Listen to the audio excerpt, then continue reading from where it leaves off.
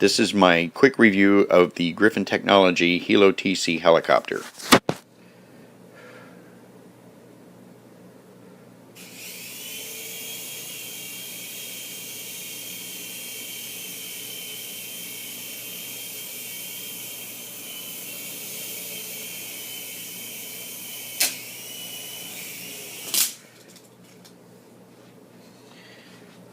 Not bad. Better. Alright. Hi. I'm testing out my new copter. I thought I'd show you. This is the iPhone program that actually runs it. Now I've currently got it so that I'm not having to use the stick. I'm letting the phone, the motion of the phone control the stick, and I'm like to go forward, I tilt it forward, backward to go backward, right to rotate right, rotate left, and then here's the throttle. Here you have to go about not quite a third of the way up real fast in order to get it off the ground, or otherwise it wants to just go backwards and it'll drag along the ground, and on carpeting it won't work. This is your emergency landing button. If you get up to some place where you're out of control, you can press that button. It'll automatically bring the copter down to a safe landing. And then here you've got 3 presets that you can set. Flight plans, they call them. They only last 20 seconds. You can't record a whole lot. But I've used it to record 2 different takeoff sequences. One for when the battery's really loaded with charge, because the rotors tend to go much faster. And then one for usually the rest of the time that I'm flying it, because once the battery gets down from that initial charge, it tends to level out and the copter performs better until it begins to get really dead, and then you can't get it to very far off the ground. Try this one. There you go. That's better.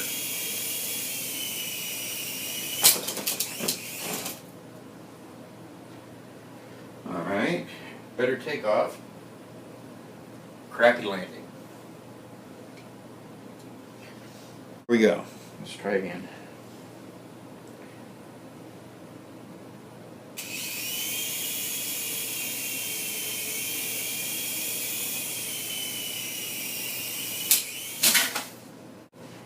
Now, to be fair, I've been working on this for 2 days.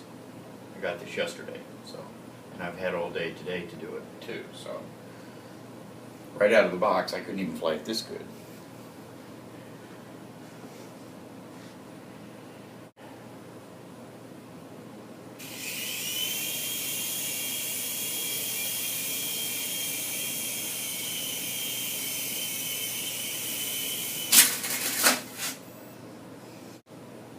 All right.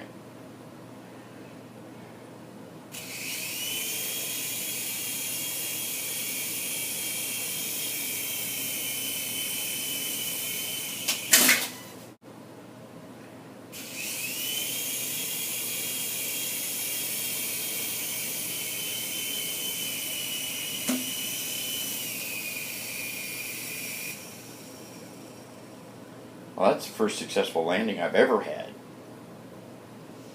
That's not bad. Alright. Let's go again.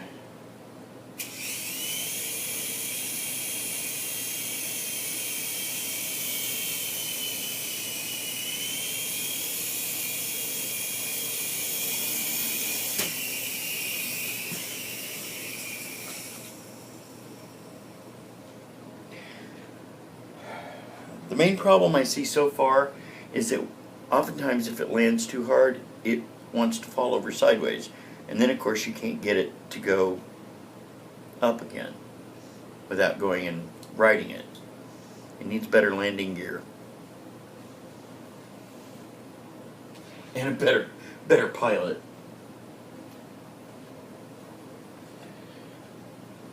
Okay. Here we go.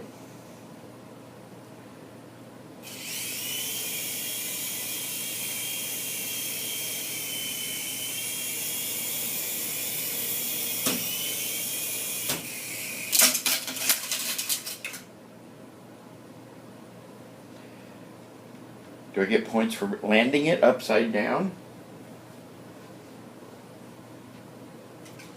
Yeah, that's not a landing. That's what they call a crash. Or at least that's what I call a crash. Alright, one more time. Here we go.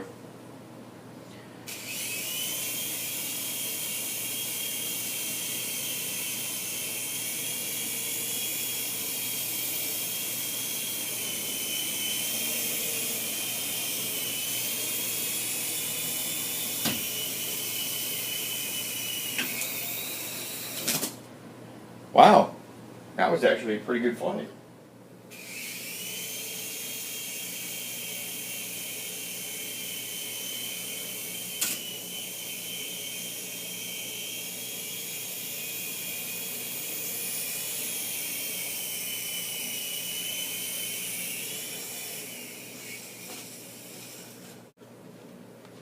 All right, here we go again.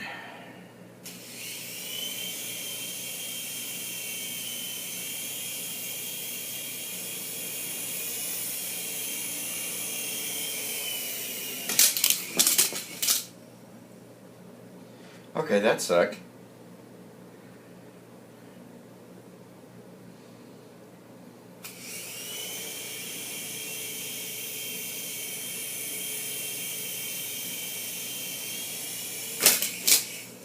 Again, that sucked, but at least it landed correctly this time. All right.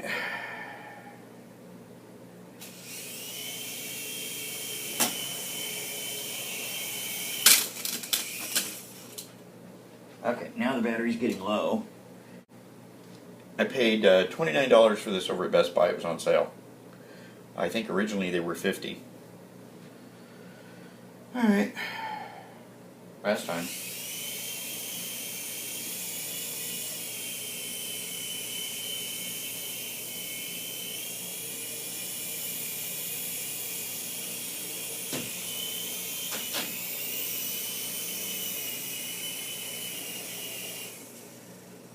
All right. That was actually a successful landing, even though I did crash into the ceiling slightly. I managed to get the throttle down. All right, here we go. Throttle up.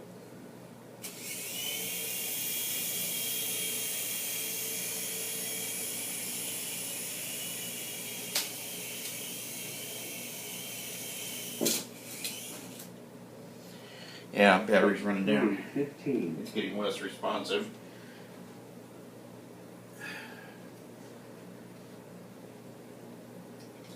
The middle of the 20 minutes, about that middle 10 minutes, you get some really decent flying in. Or somebody that could fly it would. I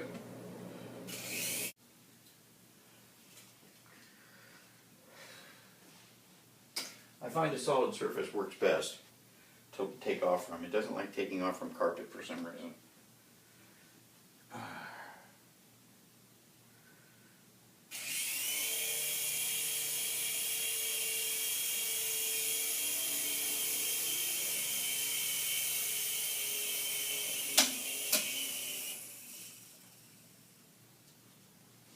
That was almost a landing. I almost had it controlled there, except again it fell sideways.